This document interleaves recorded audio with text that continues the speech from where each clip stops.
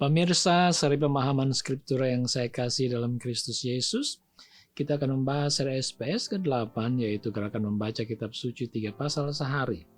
Pada bagian ke-162 ini, kita akan membahas Mazmur 9 ayat 10, yang diparalelkan dengan Yohanes 11 ayat 22 dan 23, dengan judul Perlindungan pada Waktu Kesesakan. Ketika membaca nyanyian Mazmur ini secara sekilas, maka kesan pertama pembaca adalah bahwa pemazmur saat itu telah mendapatkan kelegaan oleh karena pertolongan dan perlindungan yang telah Tuhan berikan kepadanya.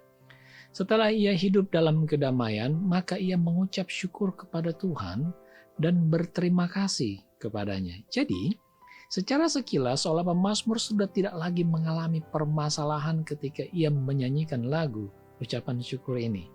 Namun ketika kita membaca pernyataan, "Kasihanilah aku, ya Tuhan, lihatlah sengsaraku" dalam ayat 14, maka kita mengetahui bahwa saat itu pun pemazmur masih mengalami permasalahan kehidupan yang menyengsarakannya.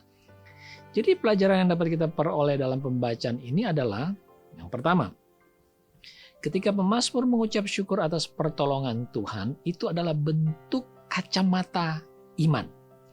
Bahwa meski saat itu pemazmur masih berdoa dan memohon pertolongan, tetapi ia telah melihat dengan kacamata iman bahwa Tuhan telah menolong dan melepaskannya.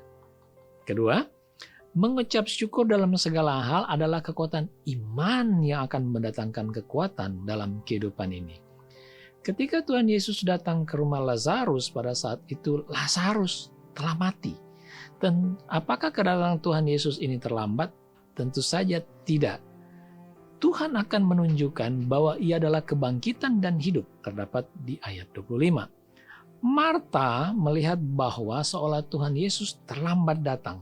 Tetapi Marta percaya bahwa Tuhan Yesus dapat melakukan mujizat sesuai dengan kehendak Bapa.